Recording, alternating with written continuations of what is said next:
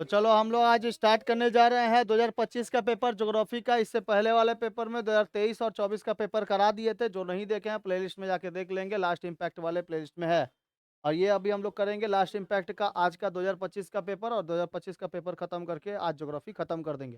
2023, 24 और 25 का paper geography का करा दिए हैं। इससे पहले लाइफ साइंस का भी पेपर करा दिए हैं। 23, 24 और 25 का पेपर ज़्यादा जो क्रैश कोर्स कर रहे हैं या फिर नहीं कर रहे हैं, या फिर पढ़ाई लिखाई कुछ भी नहीं किए हैं 1 साल से, वो जाके वो प्लेलिस्ट जाके देख सकते हैं। उसमें मैथ्स भी बनाया हुआ है, जैसे तुम हो गई, ठीक है? ये सब जाके क्लासेस देख लेना, सारा क्लासेस। इसी में से कई सारे क्वेश्चन्स आप लोग के फँस जाएँगे, पासिंग मार्क्स आ जाएगा। 1 साल से नहीं पढ़े हैं, इसमें से कम पासिंग मार्क्स आ जाएगा। पास हो जाओगे, फेल नहीं होगे, ठीक है? नहीं तो नहीं लिखोगे तो फेल होबे करेगा। अगर मान लो कि नहीं लिखा, तो फेल हो ही जाएगा। समझ में आया? फेल नहीं होना है, यहाँ से कोनो फेल होके नहीं गया है, और मेरा रिकॉर्ड टूटना नहीं चाहिए। कोनो फेल हो गया, अगले साल से नहीं पढ़ाएँगे दादा, एकदम बता दे रहे हैं। फिर एकदम तुम लोग ये करते रहो। चलो देखो, हम लोग देखेंगे इसमें पेपर सॉल्व करेंगे। चलिए 2025 का पेपर सभी के पास है। 2025 का पेपर जिनके पास मोबाइल है वो निकाल के सॉल्व कर सकते हैं और मुझको बता सकते हैं। चलो 2025 का पेपर सॉल्व करेंगे हम लोग अभी ज्योग्राफी का। इसका पेपर बता दिए थे। फर्स्ट क्वेश्चन को सॉल्व करिए धड़ाक से, जल्दी से फर्स्ट क्वेश्चन सॉल्व करिए। लास्ट इम्पैक्ट ये पार्ट है, जल्दी से। वह प्राकृतिक प्रक्रिया जिसमें गुरुत्वाकर्षण द्वारा उच्च भूमि के ढलान के साथ साथ मिट्टी तथा चट्टान की परतों का नीचे की ओर विस्थापन शामिल होता है, कहलाता है। क्या कहता है? संहति क्षय। संहति क्षय पक्का यही होगा इसका आंसर। संहति क्षय सही बोली है लड़कियां लोग, लड़की लोग एकदम सही बोली है। लड़कवा लोग कुछ नहीं बोल पाता है। सनहित क्षय कहा जाता है, सनहित क्षय। नेक्स्ट है, नेक्स्ट है पंजाकार डेल्टा किस नदी के मुहाने पर बना जाता है? किसका? मिसिसिपी में। वाह, लड़की लोग आगे निकल तेज हो जा रही है। लड़की लोग तेज हो जा रही है, लड़का लोग नहीं बोल पा रहा है। लड़का लोग नहीं बोल पा रहा है। क्या हो रहा है? ये सब उल्टा भाग रहा है सब। बताइए, वह प्राकृतिक प्रक्रिया जिसके गुरुत्वाकर्षण हमारी छोरिया छोरों से कम है के? समझ में आया? चलो आगे देखो। वह प्राकृतिक प्रक्रिया जिसमें गुरुत्वाकर्षण द्वारा उच्च भूमि के ढलान के साथ साथ मिट्टी तथा चट्टानों की परतों का नीचे की ओर विस्थापन विस्थापन शामिल कहलाती है। क्या कहलाती है? सन्निहित क्षय। पंजाकार डेल्टा कहाँ पर? मिसिसिपी। पूरा नाम क्या है? Mississippi Missouri, Mississippi Missouri. Next question देखिए। कैरेबियन सागर में उत्पन्न चक्रवात को क्या कहते हैं? Willy willy. क्या कहते हैं? कैरेबियन सागर में क्या होता है? हैरिकेन। इसके जो ये जो घूमता है ना, ये बहुत खतरनाक तरीके से, ठीक है? यहाँ पर चक्रवात जो होते हैं उसको साइक्लोन कहते हैं। साइक्लोन के एकदम मध्य में एक आँख बनती है, नाम क्या है? चक्रवात की आँख, ठीक है? चक्रवात की आँख कहते हैं। समझ में आ गया? तो चक्रवात की आँख बनती है। चक्रवात से जो होती हैं हवाएँ, वो उच्च दाब से निम्न दाब के पास, उच्च दाब से कहाँ आती है? निम्न दाब के पास। समझ में आ गया? हवाएँ कैसे चलती है? High power to low power, बताए थे ना? हाई पावर टू लो, बताए नहीं थे रे गधा लोग।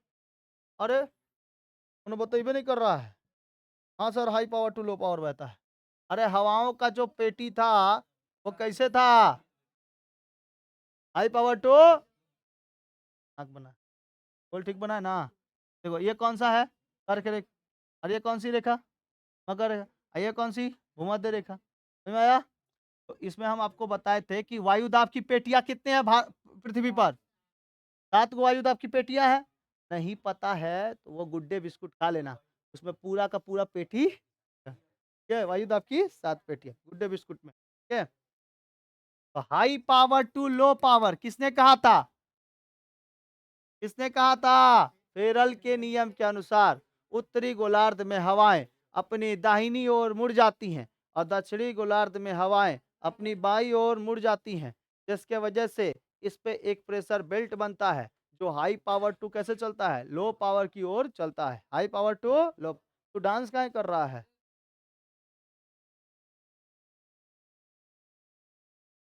डांस कर रहा है। बताओ सबसे ऊपर में कौन सा पावर? High power. इधर नीचे हाई पावर। इसके बीच में कौन सा रहेगा? लो पावर, है ना? इसके बीच में लो पावर। इधर भी क्या है? Low power. देखो एगो हाई पावर के बीच में एक ठो क्या रहेगा? एगो हाई पावर, दो गो हाई पावर के बीच में एगो लो पावर, दो गो हाई पावर के बीच में एक ठो लो पावर। समझ में आ गया? बोलता कहीं नहीं है रे तुम लोग, बोलता ही नहीं है। देखो ये क्या है? हाई पावर है, ये वाला भी हाई पावर होगा, इसके बीच में एगो लो पावर हो गया। अच्छा इधर पे क्या है? लो पावर, तो इधर क्या है? High power. इधर क्या है? High power. इधर क्या होगा? Low power. समझ में आ गया? इसके टोटल मिला के अगर देखेंगे तो कितने पावर? 7 को पावर। समझ में आ गया? 40 डिग्री पर बहने वाली हवा को गरजती हुई अब 50 डिग्री पर, 60 डिग्री पर, साटा नहीं बोलेगी तू, रोरिंग 60 बोलेगी,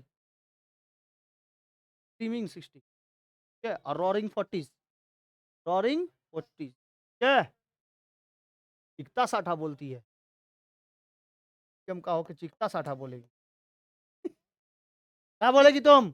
40 को रोरिंग 40, ठीक है। किस पावर से किस पावर की ओर? High power to low power. वर्षण एक उदाहरण है किसका? ओले के साथ वर्षा, ओले के साथ वर्षा, खूब खतरनाक, बहुत बढ़िया करके रखी। करे कहाँ से याद कर ली तुम लोग?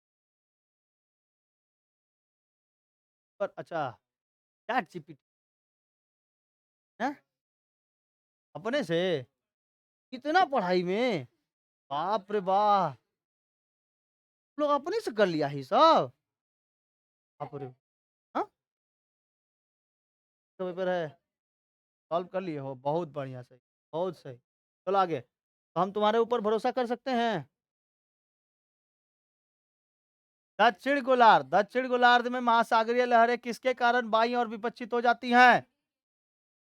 पृथ्वी के घूर्णन के कारण। ये बात सही है। 1.5 का कितना हो जाएगा? पृथ्वी के घूर्णन के कारण। नेक्स्ट है, नेक्स्ट है बाबू, इधर देखेंगे आप लोग, क्या हो गया तुमको?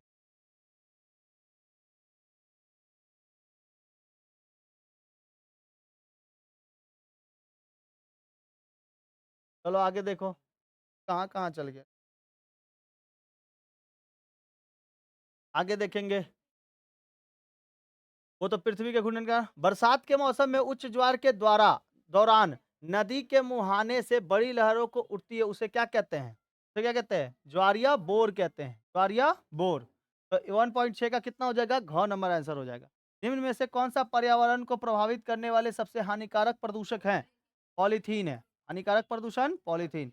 बचा हुआ खाना तो सड़ जाता है, अखबार पेपर भी सड़ जाता है, पशु अपशिष्ट भी क्या हो जाते हैं? सड़ जाते हैं, लेकिन पॉलीथीन सड़ता नहीं है। क्षेत्र के आधार पर भारत का सबसे छोटा केंद्र शासित प्रदेश लक्षद्वीप, ठीक है, किसका बना हुआ है? मूंगा का बना हुआ है। दिहांग, दिबांग तथा लोहित नदियों के सम्मिलित प्रवाह को क्या कहते हैं? ब्रह्मपुत्र नदी कहते हैं। कौन सी नदी? अरे बताए नहीं थे? दिहांग दिबांग बोलो चाहे लोहित। अरे धनश्री, लोहित, कपिला, बताए नहीं थे? कौन कौन सा शॉर्ट ट्रिक बताए थे? क्या था शॉर्ट? एगो तो MTS था, ये क्या था? ना ना ना, ये है क्या? काम होता है, बक गधा। ब्रह्मपुत्र की सहायक नदियां हैं, ये ना बोलेगा, एग्जाम होता है। क्या नाम है? मानस, तीस्ता, हाँ, सुवर्णश्री, और वो क्या है? लोहित, कपिला, धनश्री, लोहित, कपिला, धनश्री, है ना? बता दिए थे आप लोग को। हम खतरनाक याद कराए हैं, नंबर कम आ गया आज, एगो पिटाया है बहुत खतरनाक, नंबर कम आया था, बहुत खतरनाक पिटाया है, और हमको तो रिजल्ट दिखाने ही करोगे, और जहां कम आया पक्का गला काट देंगे एकदम, ठीक है। दिबांग दिहांग, दिबांग दिहांग बताओ जल्दी से, किसका हिस्सा है? ब्रह्मपुत्र का। नेक्स्ट क्वेश्चन, हिमालय का एक शंकुधारी, बताओ शंकुधारी, हिमालय का एक शंकुधारी यानी कि कॉनिफेरस। उस दिन तो हम बहुत ये वाला बना रहे थे तो खूबे हंस रहा था कि क्या बनाए हैं सर, कोणधारी वन आ गया ना, आ गया क्वेश्चन में कोणधारी वन। अरे कोणधारी वन, इसमें कौन है? पाइन है, कौन है? पाइन। अर्जुन की तो छाल पाई जाती है, साल भी उतना ज्यादा ये नहीं होता है, मतलब ऐसा शंकुधारी थोड़ी होता है और मेहोगनी थोड़ी होता है शंकुधारी। शंकुधारी कौन होता है? पाइन होता है। समझ में आ गया? तो हिमालय का एक शंकुधारी यानी कॉनिफेरस कॉनिफेरस वनस्पति का उदाहरण कौन है? पाइन है। समझ में आ गया? वन पढ़ा रहे थे ना? कौन-कौन से वन थे? उष्णकटिबंधीय सदाबहार के वन, उष्णकटिबंधीय सदाबहार के वन, जड़ के वन, है ना? पतझड़ के वन थे। शीतोष्ण पतझड़ के वन, ज्वारीय वन, आ गया? ये सब वन थे। अच्छा, शंकुधारी कौन से वन है? Pine one. शंकुधारी वन, पाइन। Next question. निम्न में से बाजरे की फसल कौन से चुने? कौन सा है बाजरा का फसल? रागी है। ठीक है? बाजरा का फसल कौन सा है बाबू? रागी है। बाजरा का फसल रागी। भारत का सर्वप्रथम सूती कपड़ा के मिल स्थापना कहाँ हुआ था? घुसरी में। कहाँ पे हुआ था? घुसरी। कहाँ पर है? लिलुआ में। ठीक है? लिलुआ में घुसरी। ठीक है? कोलकाता को दिल्ली से जोड़ने वाला राष्ट्रीय मार्ग वेरी इंपॉर्टेंट कौन सा है? NH2। NH2 याद रहेगा? बताइए सबसे निम्न में से बाजरे का फसल रागी। अच्छा, भारत के सर्वप्रथम सूती कपड़ा का कोलकाता के दिल्ली से जोड़ने वाला NH2। भारत में उपग्रह के चित्रों को कौन प्रकाशित करता है? कौन प्रकाशित करता है? ISRO. Indian space research organisation, Vikram Sarabhai. ठीक है? इंडियन स्पेस रिसर्च ऑर्गेनाइजेशन, क्या याद रखेंगे आप? Indian space research organisation, ISRO. ठीक है? याद रखेंगे? याद रखेंगे कि नहीं? पहले वाला हम मिटा देते हैं और क्या आप लोग को याद है कि?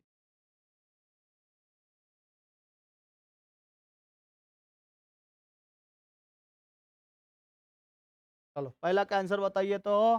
वह प्राकृतिक प्रक्रिया जिससे गुरुत्वाकर्षण द्वारा उच्च भूमि के ढलान के साथ साथ मिट्टी तथा चट्टानों के परतों को नीचे की ओर विस्थापन करने के शामिल होता है वो है पंजाकार डेल्टा। कौन सी नदी? मिसिसिपी, मिसौरी नदी। मिसौरी नदी। पढ़ते हैं, पढ़ते हैं। अब जिससे पूछेंगे वही बोलेगा, ठीक है ना? पूछेंगे।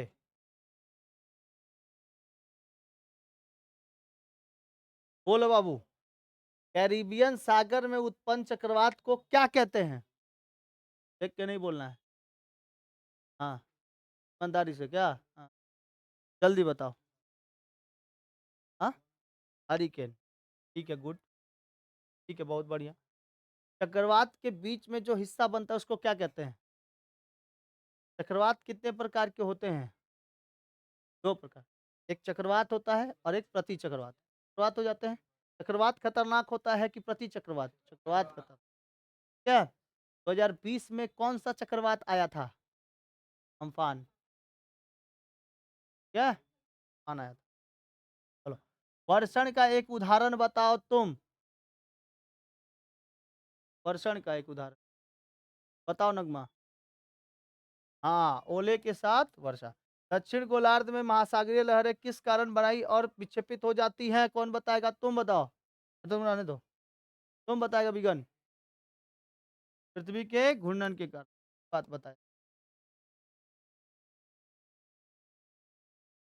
बरसात के मौसम में उच्च ज्वार के दौरान नदी मुहाने पर बड़ी लहरें जो उठती है उसे क्या कहते हैं? सागर की लहरें, समुद्री लहरें, सुनामी लहरें, ज्वार या बोर? जल्दी बोल। हाँ?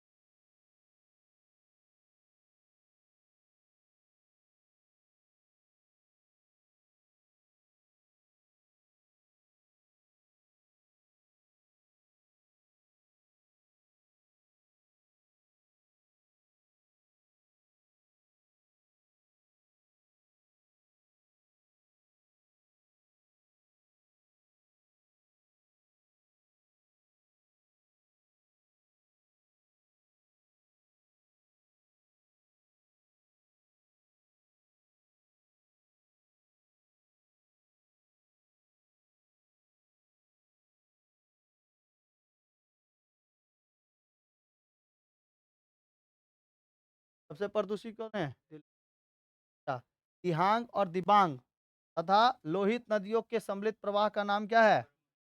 ब्रह्मपुत्र। ठीक है ना? बताइए कौन सा? दिहांग और दिबांग किसका नाम है? अच्छा, ब्रह्मपुत्र की सहायक नदियां हैं कौन कौन सी? मानस, लोहित, लोहित, कपिला, धनश्री, बता दिए थे। ब्रह्मपुत्र नदी कहाँ से निकलती है? तिब्बत के हिमायालोक डंग के झील से। वहां से जब निकलती है तिब्बत में यही नाम से बहती है, दिबांग के नाम से बहती है, फिर दिहांग के नाम से बहती है, फिर यांगसी क्यांग, यांगसी क्यांग के नाम से। उसके बाद जैसे ही असम में घुसती है क्या नाम हो जाता है? ब्रह्मपुत्रा। और उसके बाद कहाँ जाके गिर जाती है? किससे मिल जाती है? गंगा नदी से मिल जाती है और बांग्लादेश में जाके मिलके मेघना नदी के नाम से कहाँ गिर जाती है? बे ऑफ बंगाल। ठीक है, कहाँ पे? और यही दोनों नदियाँ गंगा नदी और ब्रह्मपुत्र नदी दोनों मिलके क्या बनाती है? डेल्टा बनाती है, सुंदरवन का डेल्टा। बड़ा डेल्टा सुंदरवन का। सुंदरवन का डेल्टा किसके कारण फेमस है? सुंदरी वृक्ष के लिए, मोगनी। ठीक है, बताओ। हिमालय का एक शंकुधारी, हाँ, हिमालय का एक शंकु। अब बता बबनी, अब देखिए कैसे बता पाती है। अधड़ बोलती है ना, बोल आंसर, क्या आंसर बताओ। रागी, रागी है, कौन है रागी? वैसे बाजरे की फसल कौन सी है? रागी। भारत का सर्वप्रथम सूती कपड़ा को मिल कल कहाँ स्थापना हुआ था? हाँ, गुसरी कहाँ पर है? लिलुआ में है?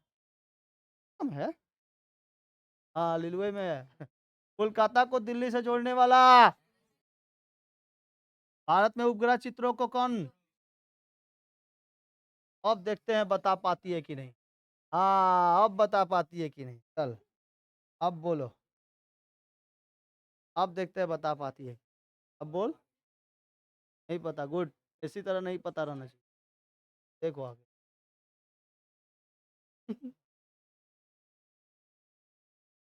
विभाग को करेंगे।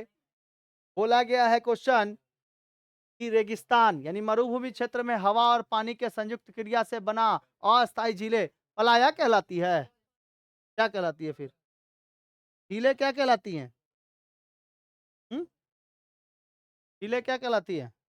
बरखान, बरखान तो अलग बनता है। बरखान में पानी जम गया तब ना बरखान झील। तो देखो, रेगिस्तान के क्षेत्र में हवा और पानी के संयुक्त क्रिया से बनी अस्थायी झीलें, अस्थायी झीलें बरखान झील है, और अस्थायी झीलें नॉन परमानेंट जो झील है वो क्या है? पलाया ही है। आंसर क्या हो जाएगा? ट्रू। आंसर क्या हो जाएगा? ट्रू। उल्काएं समताप मंडल में जल जाती हैं। किस मंडल में? आयन मंडल में। और आयन मंडल से आते हुए वो टुकड़े हो जाते हैं और मध्य मंडल तक आते आते खत्म हो जाते हैं। वो क्या हो जाएगा? ये का बात क्या हो जाएगा? False। पृथ्वी की सतह से सटे वायु वाष्प लिखा है, वायु राशि, वायु राशि को मुख्य रूप से विकिरण की प्रक्रिया द्वारा गर्म किया जाता है। क्या हो जाएगा? फॉल्स हो जाएगा। ठीक है, पृथ्वी की सतह से सटे वायु राशि को मुख्य रूप से विकिरण प्रक्रिया द्वारा गर्म किया जाता है, नहीं, संवहन प्रक्रिया द्वारा। वायुमंडल बोले थे नहीं, किसके द्वारा गर्म होता है? संवहन प्रक्रिया के द्वारा गर्म होता है गधा लोग। विकिरण प्रक्रिया तो इसका मतलब क्या है? वहां आग है, यहाँ पे ताप दिए, बाप रे बाप, गर्मी लग रहा है, ठंडा लग रहा है, ताप दो, ठंडा लग रहा है, ताप दो। तो उधर से इधर तक कोई माध्यम की जरूरत है नहीं है। विकिरण में किसी भी माध्यम की जरूरत होती है, संवहन में माध्यम की जरूरत होती है, और चालन विधि में भी माध्यम की जरूरत होती है। बताए थे, तो 2 बार पढ़ाए आप लोग को, फिजिक्स में भी और ज्योग्राफी में बताए थे। नहीं बताए बबनी? बोलो तुम बबनी, बताए नहीं बताए हैं? बताए तो कहीं नहीं याद है, बोलती है ट्रू। पूर्णिमा तथा अमावस के बाद 8वें दिन महासागरों में दीर्घ ज्वार आता है। फॉल्स है। सीमेंट फैक्ट्री में जो वर्ज्य पदार्थ उत्पन्न होते हैं उस वायु प्रदूषण का कारण है। वायु प्रदूषण का कारण हो सकता है। फैक्ट्री में जो वर्ज्य पदार्थ निकलता है वह वायु प्रदूषण के कारण होता है। फॉल्स है। कहाँ से? वर्ज्य पदार्थों से वायु प्रदूषण नहीं होता है। वर्ज्य पदार्थों से वायु प्रदूषण है, बात नहीं कर। हिमालय के निचले पहाड़ी क्षेत्रों को कंक, भट्टा, रेत से बनी समतल भूमि को बेट कहा जाता है। सही बात है। स्थलाकृति मानचित्रों में मानचित्र की दूरी और जमीन की दूरी का अनुपात मानचित्रों में पैमाने द्वारा दर्शाया जाता है। फॉल्स। ये भी बात क्या होगा? False. True false false false false true false. जिनके पास नहीं है ये उतार लीजिए धड़ाक से, सही गलत का। सही गलत उतार लिए हो? हाँ जल्दी उतारो, विभाग ख का जल्दी उतारो। नेक्स्ट करेंगे रिक्त स्थानों की पूर्ति कीजिए। रिक्त स्थान वह प्राकृतिक प्रक्रिया जिसके माध्यम से मौजूदा भू आकृति पृथ्वी की सतह पर विकसित होती है। पृथ्वी की सतह पर विकसित होती है और बदलती है, डैश कहलाती है। क्या कहलाती है भाई? ये कहलाती है बाह्य निर्माण। क्या कहलाती है? बाह्य निर्माण। बाह्य निर्माण। बाह्य मतलब बाहर, बाहर का निर्माण होता है बाह्य निर्माण। ठीक है, बाह्य निर्माण। नेक्स्ट है निलंबन। निलंबन। निलंबन क्रिया से अघुलित महीन रेत, भुट्टा तथा कीचड़ को नदी द्वारा भट्टा भट्टा सॉरी भुट्टा नहीं रे भट्टा तथा कीचड़ को नदी द्वारा लाया जाता है। वायु दाब को डैश यंत्र से बैरोमीटर बैरो जब पृथ्वी तथा चंद्रमा के बीच 0.50 लाख किलोमीटर जाता है डैश क्या कहा जाता है? कहा जाता है उपभू। कहा जाता है अपभू का मतलब होता है दूर चले जाना और उपभू का मतलब होता है पास चले। भूमि से दूरी क्या कहलाती है? अपभू। और भूमि से नजदीकी क्या कहलाती है? उपभू। समझ में आया? अपभू और उप। देखो यहाँ है अपना चंद्रमा, यहाँ है अपनी पृथ्वी। क्या है? पृथ्वी। ध्यान से देखो बाबू, पृथ्वी का चक्कर कौन लगा रहा है? चंद्रमा चक्कर लगा रहा है पृथ्वी का।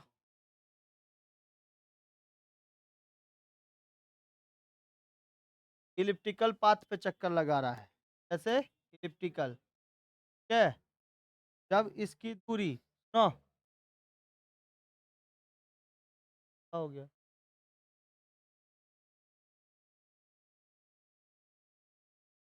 जरा हरा दिखाते इधर देखो इधर, यहाँ पर है चंद्रमा, यहाँ पे भी हो सकता है चंद्रमा। चंद्रमा कठो दूठो तो है चक्कर लगा रहा है। ठीक है, ऐसे लगा रहा है, चक्कर लगा रहा है। चलो देखो, यहाँ से चंद्रमा जो है बाबू, बात नहीं करो। यहाँ से चंद्रमा ठीक है, यहाँ से जो चंद्रमा है ये चक्कर लगा के इस साइड जाएगा। ठीक है, तो क्या कहलाएगा? अपभू कहलाएगा। से दूर देखो, भूमि से दूरी क्या है? ज्यादा हो गई है। भूमि से दूरी क्या हो गई है? ज्यादा। तो क्या कहेंगे? अपभू। और दूरी से जो भूमि से दूरी है वो क्या रहेगी? कम। तो कहेंगे उपभू। क्या कहते हैं? उपभू। अपभू का मतलब ज्यादा और उपभू का मतलब कम। किससे दूरी? पृथ्वी से दूरी। तो बताइए इससे दूरी जो उपभू है ये क्या है? उपभू। तो क्या पेरिगी, क्या कहते हैं? पेरिगी। उपभू के समय, उपभू के समय दूरी कितनी हो जाती है? 3.56 लाख किलोमीटर। ठीक है, 3.56 लाख किलोमीटर। समझ में आ गया?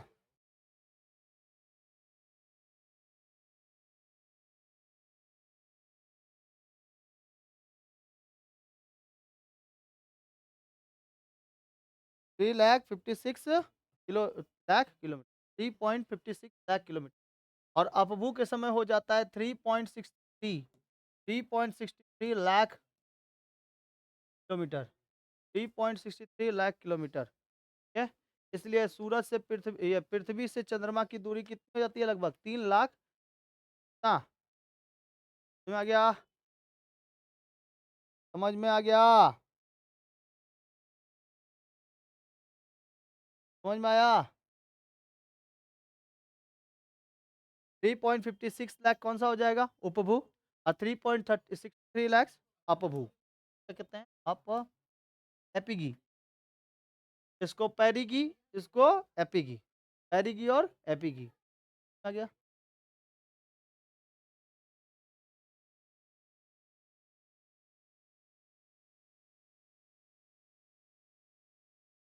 यह है अपना सूरज। सूरज से अगर दूरी हो गई, अगर सूरज से दूरी हो गई किसकी? सूरज से दूरी किसकी हो गई? सूरज से दूरी अगर हो गई आपकी पृथ्वी की। सूरज से दूरी किसकी हो? 0.2 कितना? 15.2। और 14.96 करोड़ किलोमीटर अगर दूर होगा तो उसको कहते हैं उपसौर। ठीक है? एपीहेलियन और पेरीहेलियन। एपीहेलियन और पेरीहेलियन। ध्यान से समझो। बाबू ध्यान से समझो। कभी कभी सूरज से पृथ्वी क्या हो जाती है? दूर चल जाती है और कभी कभी सामने चली जाती है। तो कभी दूर जब जल जाएगी, जब दूर चली जाएगी तो इसको क्या कहते हैं हम लोग? अपसौर। सौर से मतलब कि सूरज से क्या जा रहा है? दूर चला जा रहा है। सूरज से दूर, तो इसको क्या कहेंगे? अपसौर। इसको क्या कहेंगे? उपसौर। अपसौर और उपसौर। ठीक है? पेरिगी एंड सॉरी सॉरी क्या कहते हैं इसको? उपसौर। उपसौर कहेंगे ना, जब छोटा रहेगा तो उपसौर, और जब बड़ा दूर दूर चला जाएगा तो अपसौर। ठीक है? इसको कहते हैं हम लोग एपीहेलियन और पेरीहेलियन। ठीक है? एपीहेलियन और पेरीहेलियन। इसको कहते हैं पेरीहेलियन, इधर क्या कहेंगे? एपीहेलियन। इधर क्या कहेंगे? तो क्या कहेंगे? एपीहेलियन की पेरीहेलियन? पेरीहेलियन। और इसको क्या कहते हैं? एपीहेलियन। समझ में आ गया? एपीहेलियन एंड पेरीहेलियन। उपसौर एंड अपसौर। ठीक है? अगर बताओ, देखो याद रखने का ट्रिक समझो। उपसौर का मतलब क्या होता है? किसी भी चीज की मान्यता घटा देंगे तो क्या कहलाएगा? उप कहलाएगा। जैसे राष्ट्रपति है, क्या कहलाएंगे? उपराष्ट्रपति। प्रधानमंत्री है, उप प्रधानमंत्री। ठीक है? अब जैसे ए ग्रेड पाने वाले हमेशा क्या होंगे? ऊपर होंगे। और पी ग्रेड, खाली पी पास है खाली, तो वो क्या होगा? पास ही में होगा। खाली पास है वो। ठीक है? और ए ग्रेड पाने वाले हमेशा कैसे रहते हैं? ए ग्रेड पाने वाले एपीहेलियन और पेरीहेलियन। ठीक है? समझ में आया है? उपसौर और अपसौर। उपसौर और अपसौर। तो बताइए, उपसौर के समय ये उपसौर, उपसौर किसके समय होता है? कब होता है ये उपसौर? उपसौर होता है 3 जनवरी को। कब होता है? 3 जनवरी और 4 जुलाई। 3 जनवरी और, देखो ये कब होता है? 3 जनवरी। और ये कब होता है? 4 जुलाई। तो जनवरी क्या है? पहले ही महीना है, और जुलाई क्या है? 7वां महीना है। तो इसमें क्या हो जाता है कि इसमें 3 जनवरी को हो जाता है, तो ये देखो सबसे छोटा, और ये क्या है? बड़ा है। सब जगह पे ट्रिक है, 3 जनवरी और 4 जुलाई। तो उपसौर कब होता है बाबू? उपसौर 3 जन और अपसौर 4 जुलाई। अपसौर समझ में आ गया? उपसौर कब? उपसौर कब? उपसौर का 3 जनवरी और 3 जनवरी को इसका जो सबसे सामने हो जाता है, मतलब उपसौर के समय हम लोग के यहाँ पर एकदम देखो ये सबसे क्या होता है? नजदीक हो जाता है। कितना हो जाता है? 4.96 करोड़ किलोमीटर। 4.96 करोड़ किलोमीटर, याद रहेगा? 4.96 करोड़ किलोमीटर। इधर हो जाता है 15.2 करोड़ किलोमीटर। समझ में आ गया? 15.2 करोड़ किलोमीटर, और इधर 14.96 करोड़ किलोमीटर। ठीक है? ये देखो ये सामने है, और ये क्या है? दूर है। तो दूर में कितना जा रहा है? 15.2। और सामने में कितना आ रहा है? 14.96। तो इसको एक औसत दूरी, एवरेज दूरी जो निकाल दी जाता है, एवरेज डिस्टेंस निकाल दिया जाता है, वो है 15 करोड़ किलोमीटर। आया? एवरेज डिस्टेंस क्या बोल देते हैं हम लोग? 15 करोड़ किलोमीटर। तो 15 करोड़ किलोमीटर का जो हिस्सा है, इसका मतलब क्या है कि 14.96 और इधर 15.2 करोड़। कोई दिक्कत है? तो उपसौर और अपसौर याद रहेगा। लेकिन सर ये तो बात है, आप बोले कि उपसौर के समय 3 जनवरी के सबसे सामने चला आता है, तो गर्मी पड़ना चाहिए। और 4 जुलाई को दूर चला जाता है, तो यहाँ पे तो ठंडा पड़ना चाहिए। दूर चला जाता है तो कंडीशन ये है कि आपका भारत का हिस्सा किस जगह पर है? वहाँ पे तिरछी किरणें पड़ रही हैं कि लंबवत? तिरछी किरणें पड़ेंगी तो वहाँ पे सूरज की प्रकाश की जो गर्मी होगी वो क्या होगा? कम होगा। और जहाँ पे जो प्रकाश अगर लंबवत पड़ेगा तो वहाँ पे गर्मी क्या होगा? ज़्यादा होगा। लेकिन 3 जनवरी को तो हम लोग के यहाँ ठंडा पड़ता है। सूरज की किरणें कैसे पड़ती हो? और वो भी कहाँ चल जाता है? मकर रेखा पर। सूरज कहाँ रहता है? मकर रेखा। 22 दिसंबर को सूरज कहाँ चल जाएगा? पूरा टोटल मकर रेखा पर। ठीक है? और हम लोग के पास आते-आते इसको जुलाई हो जाता है। जून जुलाई में खतरनाक गर्मी पड़ती है, तो क्योंकि सूरज की गर्मी भारत पे कैसे एकदम लंबवत, लंबवत जून जुलाई में एकदम लंबवत पड़ती है। ठीक है? इसका प्रैक्टिकल देख लिया जाए। हाँ? Light of, camera on. देखो चाहिए हम लोग को सूरज, सूरज कौन आएगा? सूरज, सूरज आएगा। लाइट बंद कर दो बाबू। देखना मध्य वाला नहीं बंद करना, मिडल वाला स्विच नहीं दबाना है, ठीक है? इधर का सबसे, हाँ, और उसको उधर वाला। हाँ, हाँ, इधर, इधर, उधर, उधर, इजी ब्लैक वाला ही। हाँ, एकदम सही। तो सूरज पकड़ो रे।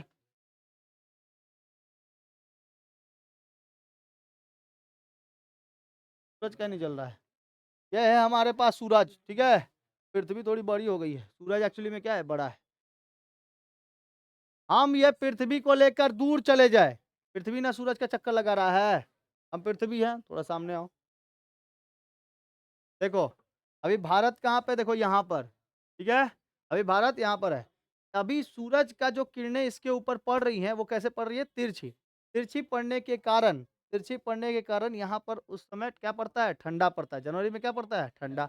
अब इससे चूँकि क्या है, पास में है, पास होने के बदले भी, मतलब पास होने के साथ भी यहाँ पर ठंडी पड़ रही है। इसका कारण क्या है? सूरज की किरणें कैसी पड़ रही है? तिरछी पड़ रही है। अब इसके वजह से जो होता है, अब देखो ये हम अभी कितना कितना है नजदीक, कितना नजदीक है?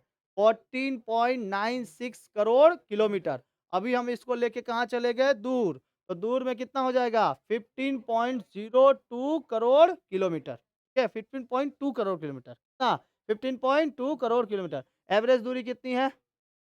एवरेज दूरी 15 करोड़ किलो। जब हम लोग सामने चले आते हैं तो कहते हैं उपसौर 3 जनवरी, जब दूर चले जाते हैं तो कहते हैं अपसौर 4 जुलाई। 3 जनवरी और 4 जुलाई, 3 जनवरी और 3 जनवरी। सामने अगर चले गए तो 3 जनवरी, दूर चले गए तो समझ में आ गया 4 जुलाई। तो 4 जुलाई को क्या होता है? उपसौर की अपसौर? अपसौर। 4 जुलाई अपसौर, 4 जुलाई अपसौर, अप मतलब उठना, 4 जुलाई अपसौर, 3 जनवरी उपसौर, 3 जनवरी ये वाला इधर, ये क्या कहलाएगा? ये क्या कहलाएगा? इधर वाला। कितने घंटे में सूरज चक्कर लगा, सूरज का कितने घंटे में चक्कर लगा लेता है पृथ्वी? घंटे में चक्कर लगा देता है? दिन में चक्कर लगाता है 365 दिन, है ना? और अपना चक्कर कितने घंटे में? 24 घंटे। अपना चक्कर हमारे पीछे आगे पीछे कैसे घूरे रे? अब हमको चाहिए चंद्रमा। चंद्रमा कहाँ से आएगा? यह है पृथ्वी, ठीक है? अब ये देखो, ये सादा कलर का जल रहा है, ये क्या है? ये क्या है? चंद्र। समझ में आ गया? पकड़ो, ये है हमारे पृथ्वी। तो सफेद कलर का है रे। चलो देखो, अरे इसे खड़ा रहा, हाँ। देखो, अगर इससे दूर सामने कर दिए, किसके? पृथ्वी के सामने कौन सा? चंद्रमा। पृथ्वी के सामने चंद्रमा। अगर पृथ्वी के सामने चंद्रमा कर दिए तो क्या कहलाएगा? उपभू। क्योंकि चंद्रमा किसका चक्कर लगा रहा है? पृथ्वी का। अब पृथ्वी का किसका चक्कर लगा रहा है? और सूरज किसका चक्कर लगा रहा है? हाँ, मिल्की वे का। समझ में आ गया? सूरज किसका चक्कर? मिल्की वे का। देखो ध्यान से, अगर ये इसका चक्कर लगा रहा है इधर पे, तो इससे कभी ना कभी दूरी हो जाती है और कभी पास में चला आता है। तो जब कभी भी दूरी होती है तो उसको कहते हैं अपभू। दूरी होगा तो अपभू, और अगर नजदीक आ गया तो उपभू। नजदीक आ गया तो उपभू। नजदीक आया तो कितना करोड़, कितना lakh kilometre? 3.56 lakh crore kilometre, 3.56 lakh kilometre, ठीक है? और अगर दूर चला गया तो 3.63 लाख किलोमीटर होता है। तो अपभू के समय और उपभू के समय समझ में आ गया? अपभू और उपभू समझ में आ गया? उपभू कब और अपभू कब, इसका समय काल पता नहीं होता है, लेकिन उपसौर और अपसौर का समय काल पता होता है। समझ में आ गया? वैसे ही लाइट को ऐसे ऑन कर देना है, ठीक है? आगे बढ़ा जाए। आप पता समझ में आया है कि नहीं?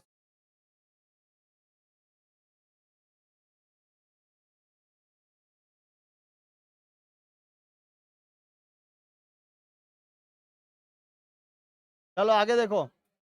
परमाणु ऊर्जा संयंत्र में उत्सर्जित अपशिष्ट वर्ज्य को डैश वर्ज्य कहा जाता है। क्या कहा जाता है? रेडियोधर्मी। क्या कहा जाता है इसको? रेडियोधर्मी। जो धर्मी वर्ज्य, रेडियोधर्मी। इसको कहा जाता है, क्या कहा जाता है बाबू? धूल भरी आंधी को क्या कहता है? आंधी कहा जाता है। भरी आंधी को आंधी ही कहा जाता है। धूल भरी आंधी को आंधी। नेक्स्ट है, उपग्रह को प्राप्त छवि के सबसे छोटी प्राथमिक इकाई क्या कहा जाता है? पिक्सल। क्या कहते हैं इसको? पिक्सल। क्या? पिक्सल कहते हैं। तो वह प्राकृतिक प्रक्रिया जिसके माध्यम से मौजूदा भू आकृतियां पृथ्वी की सतह से विकसित होती है, उसे बदलती है, उसे क्या कहते हैं? बाह्य निर्माण। मतलब कि ये बाहर की ओर। निलंबन किसको कहते हैं? क्रिया में अगुलित में महीन रेत और भट्टा जैसे कीचड़ को नदी द्वारा लाया जाता है, उसको क्या कहते हैं? निलंबन। वायु दाब को किससे मापते हैं? बैरोमीटर। उपभू जो होता है वो कितना करोड़ किलोमीटर, कितना लाख किलोमीटर होता है? 3.56 लाख किलोमीटर। और अपभू अपभू से समझ में आ गया। उपसौर अपसौर समझ में आ गया। उपसौर का मतलब 3 जनवरी और अपसौर का मतलब 4 जुलाई। ठीक है। कितना करोड़ किलोमीटर हो जाता है? 14.96 करोड़ किलोमीटर उपसौर के समय, और अपसौर के समय कब? 15.2 करोड़ किलोमीटर। परमाणु ऊर्जा संयंत्र उत्सर्जित अपशिष्ट पदार्थ को क्या कहते हैं? रेडियोधर्मी। और भारत के उत्तर पश्चिम में गर्मी के मौसम में धूल भरी आंधी को आंधी कहते हैं। उपग्रह के प्रभाव प्राप्त छवि से सबसे छोटी प्राथमिक इकाई पिक्सल कहलाती है। सबसे छोटी प्राथमिक इकाई पिक्सल कहलाती है। आगे बढ़े। एक या दो शब्दों के उत्तर दीजिए, किन्हीं 6 प्रश्नों का उत्तर दीजिए, हम लोग सब करेंगे। ठीक है, चलो।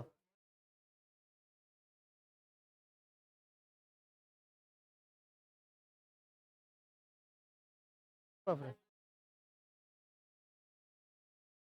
अरे भाई बेकारे ले लिए। आगे देखो। वह कौन सा, कहाँ गया? अरे, बस कुछ ही दिन और है, उसके बाद याद है, उसके बाद बाहर मारपीट करते रहना, क्या दिक्कत है? हाँ। कौन मारपीट कर रहा है? ये लोग। वही तो बोल रहे हैं, पढ़ाई डिस्टर्ब मत करो। बाद अब दिन बचा है। एक या दो शब्दों में उत्तर दीजिए। वह कौन सा शंकु के आकार की भू आकृति है जो नदी के बहने की क्रिया द्वारा पहाड़ियों के तलहटी में विकसित होती है? इसका आंसर हो जाएगा जलोढ़ शंकु। जलोढ़ शंकु। जलोढ़ शंकु। पर खलिया। उस काल्पनिक रेखा का लिखे, नाम लिखे जो समान मात्रा में वर्षा पाने वाले क्षेत्रों है। कौन सा हो जाएगा? समवर्षा। समवर्षा वाला क्षेत्र काल्पनिक रेखा है, नाम लिखे जो समान वर्षा के वर्षा पाने वाले क्षेत्रों की है। समवर्षा रेखा। समवर्षा।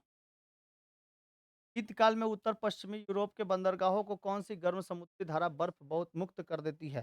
कौन सी? कौन सी? उत्तरी अटलांटिक प्रवाह या अन्य प्रवाह? उत्तरी अटलांटिक प्रवाह।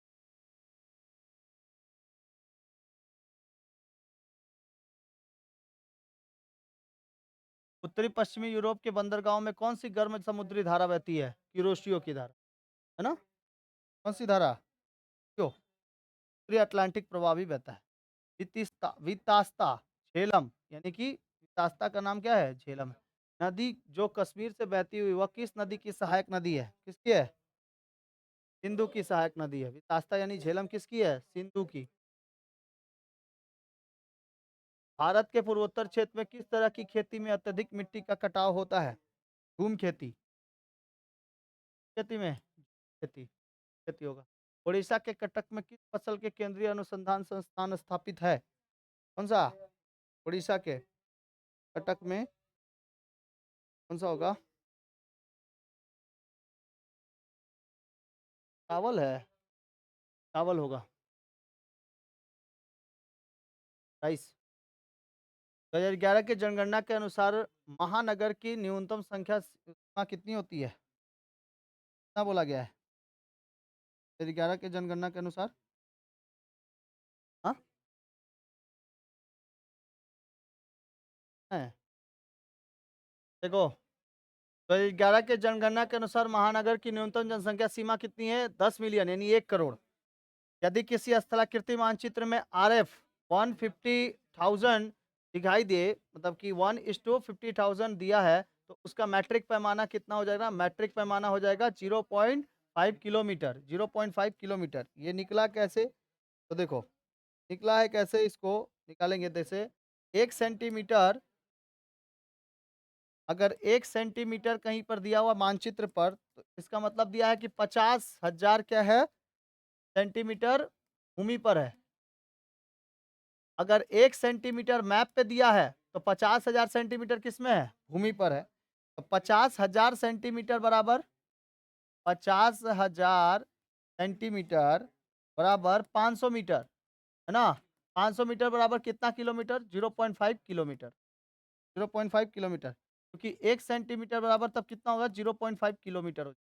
इसका सही आंसर क्या हो जाएगा? 0.5 किलोमीटर। ठीक है? 0.5 किलोमीटर। मैचिंग है, मैचिंग जल्दी-जल्दी मिला दो। भिलाई, एवं लौह एवं इस्पात कारखाना, है ना? लौह एवं इस्पात, लद्दाख, लद्दाख, खारदुंगला, राजस्थान, खंडाला, टैक्स माफ बंदरगाह। ठीक है? टैक्स माफ बंदरगाह।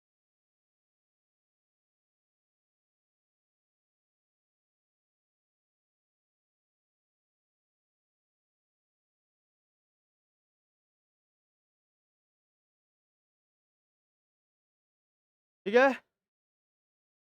कल मिलते हैं आप लोग से फिर 11 बजे। खंडाला, खंडाला।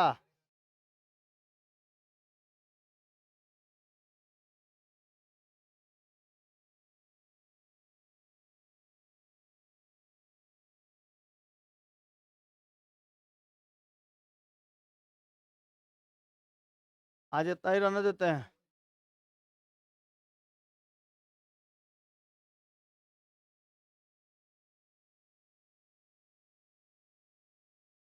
तो आप लोग के हो गए कौन-कौन से पेपर? लाइफ साइंस का 23, 24, 25 और ज्योग्राफी का 23, 24 और 25। उसके बाद फिजिक्स का करेंगे 23, 24 और ठीक है? आज इतना रहने देते हैं। कल करेंगे मैथ्स, ठीक है? कल मैथ्स करेंगे। मैथ्स करने के बाद उसके बाद तो शुक्रवार को हम लोग का फिजिक्स हो ही रहा है, केमिस्ट्री हो ही रहा है। तो हम लोग देखेंगे कि इसमें हम लोग जैसे शुक्रवार को सुबह के समय 10 बजे से आना आप लोग, 10 से 11 हम लोग कर लेंगे फिजिक्स और उसके बाद अपना चलेगा ज्योग्राफी। ठीक है? जैसे ज्योग्राफी अभी खत्म नहीं हुआ है। हिस्ट्री तो खत्म हो गया ना? हिस्ट्री खत्म हो गया है, हिस्ट्री? हिस्ट्री खत्म हो गया है? थोड़ा सा बचा है? हिस्ट्री थोड़ा सा बचा है, कल लाना, खत्म कर दिया जाएगा। ठीक है? कल मिलते हैं। अच्छा, कल जिनको साइंस समझना है, साइंस में अभी हम लोग का जीएस के बैच में चल रहा है। हाँ, चल रहा है, पता नहीं, पिंटू लोग बताएगा। हाँ, पीरियड टेबल तो केमिस्ट्री में चल रहा है शुक्रवार को, कल बुधवार के दिन। बुधवार के दिन हाँ, हार्मोन्स के बारे में बता रहे हैं शायद। ठीक है? उसमें तो आप वो वाला क्लास कर सकते हो, क्योंकि आप लोग में है। ठीक है? तो कर सकते हो। हाँ, ये चालू करेंगे, नर्वस सिस्टम चालू करेंगे। सही याद दिलाया, नर्वस सिस्टम चालू होगा। ठीक है? तो कल नर्वस सिस्टम कर लेना के, अरे जिसमें डेंड्रॉन, एक्सॉन ये सब है, वो सब करा के क्लास कर लेना। ठीक है? उसके बारे में डीपली कल समझ जाएँगे। तो कल 10 बजे, 10 से 11 क्लास चलेगा और 11 से फिर 12 मैथ्स का क्लास। ठीक है? और इसलिए 2 घंटा के लिए प्रिपेयर होके आइएगा। मिलते हैं कल की क्लास में। जय हिंद, जय भारत।